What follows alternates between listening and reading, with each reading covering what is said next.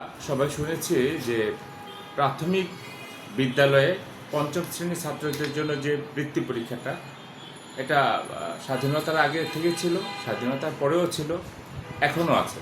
কিন্তু সেই বৃত্তি পরীক্ষাটা এখন কিন্তু কিন্ডারগার্টেন স্কুলে হচ্ছে না, শুধুমাত্র সরকারি স্কুলে যারা পড়াশোনা করে, সরকারি প্রাথমিক বিদ্যালয়ে যারা পড়াশোনা করে সেসব ছাত্রদের জন্য নাকি অবধারিত।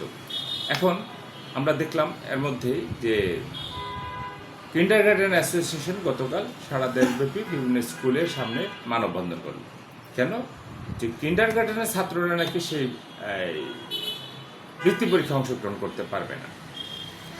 আজকে মন্ত্রণালয় একটা বিবৃতি দিয়েছে, সরকারি প্রাথমিক বিদ্যালয় বৃত্তি পরীক্ষা বৈষম্যমূলক এমন কোনো অভিযোগ সঠিক নয়। আমি একটু ওই পত্রিকার নিউজটা একটু পড়ি। সেখানে বলা হয়েছে, সরকারি প্রাথমিক বিদ্যালয় বৃত্তি পরীক্ষা বৈষম্যমূলক এমন অভিযোগ সঠিক নয়, কারণ সরকারি প্রাথমিক বিদ্যালয়সমূহে অবৈতনিক প্রাথমিক শিক্ষা বাংলাদেশের প্রাথমিক বিদ্যালয় গমনোপযোগী সকল শিশুর জন্যই উন্মুক্ত বলে জানিয়েছেন প্রাথমিক ও গণশিক্ষা মন্ত্রণালয়। তারপরে সেখানে বলা হয়েছে, প্রাথমিক ও গণশিক্ষা মন্ত্রণালয়ের সিনিয়র ইনফরমেশন অফিসার আবদুল্লাহ শিবলির স্বাক্ষরিত এক বিবৃতিতে এই বিষয়টি জানানো হয়েছে।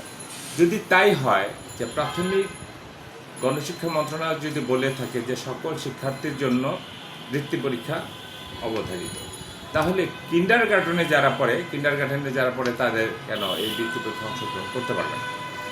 আসলে তারা বলছেন যারা পর্যায়ক্রমে গরিব ছাত্র, মেধাবী ছাত্র, তারা প্রাথমিক এই যে সরকারি প্রাইমারি স্কুলগুলোতে পড়াশোনা করে, আর যাদের বাবা মার একটু পড়াশোনা করার মতো এবিলিটি আছে তারা কিন্ডারগার্টেনে যায়। যেহেতু তারা কিন্ডারগার্টেনে যাচ্ছে তাদের ছেলেমেয়েদের পড়াশোনা করানোর জন্য, তাহলে তাদের তো এই সরকারের অল্প কিছু টাকা তাদের দরকার নেই, তাদের কাছে যথেষ্ট টাকা আছে। তাদের বাবারা, তাদের চাচা, আত্মীয় স্বজন তারা বিদেশে থাকেন বা ব্যবসায়ী হিসেবে তারা প্রতিষ্ঠিত, ফলে তারা কিন্ডারগার্টেন তাদের বাচ্চাদেরকে পড়ান।